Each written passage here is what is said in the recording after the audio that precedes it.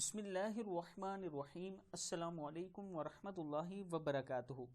عابد راجہ channel کی طرف سے آج میں اپنے دوستوں کو بتاؤں گا کہ رسول اللہ صلی اللہ علیہ وآلہ وسلم کیا فرماتے ہیں۔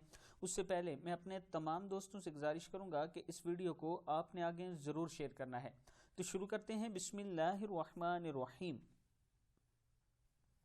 حضرت ابو ہریرہ رضی اللہ تعالی عنہ فرماتے ہیں کہ ایک دن آپ صلی اللہ علیہ وآلہ وسلم لوگوں میں تشریف فرما تھے کہ آپ کے پاس ایک شخص آیا اور پوچھنے لگا کہ ایمان کسے کہتے ہیں۔ آپ نے فرمایا کہ ایمان یہ ہے تم اللہ پاک کے وجود پر، اس اللہ کی ملاقات کے برحق ہونے پر اور اس کے رسولوں کے برحق ہونے پر اور مرنے کے بعد دوبارہ اٹھنے پر ایمان لاؤ۔ پھر اس نے پوچھا اسلام کیا ہے؟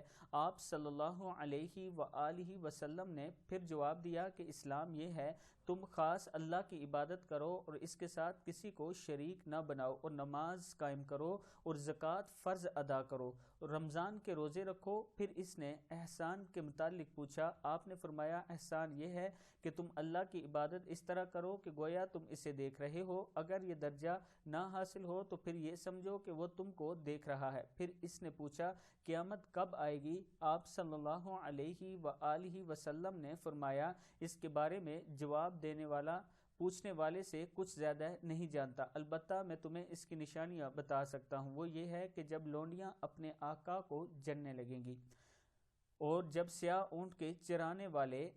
اونٹوں کے چرانے والے دیہاتی لوگ ترقی کرتے کرتے مکانات کی تعمیر میں ایک دوسرے سے بازی لے جانے کی کوشش کریں گے۔ یاد رکھو قیامت کا علم ان 5 چیزوں میں ہے جن کو اللہ کے سوا کوئی نہیں جانتا۔ پھر آپ نے یہ آیت پڑھی کہ اللہ ہی کو قیامت کا علم ہے کہ وہ کب آئے گی، آخری آیت تک۔ پھر وہ پوچھنے والا پیٹ پھیر کر جانے لگا۔ آپ صلی اللہ علیہ وآلہ وسلم نے فرمایا کہ اسے واپس بلا کر لاؤ۔ لوگ دوڑ پڑے مگر وہ کہیں نظر نہ آیا۔ آپ نے فرمایا کہ یہ جبرائیل علیہ السلام تھے جو لوگوں کو ان کا دین سکھانے آئے تھے۔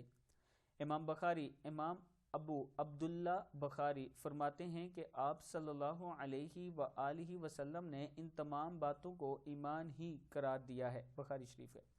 میں اپنے دوستوں سے گزارش کروں گا کہ اس ویڈیو کو آپ نے آگے ضرور شیئر کرنا ہے اور ان باتوں پر آپ بھی اپنا ایمان مضبوط کر لیں۔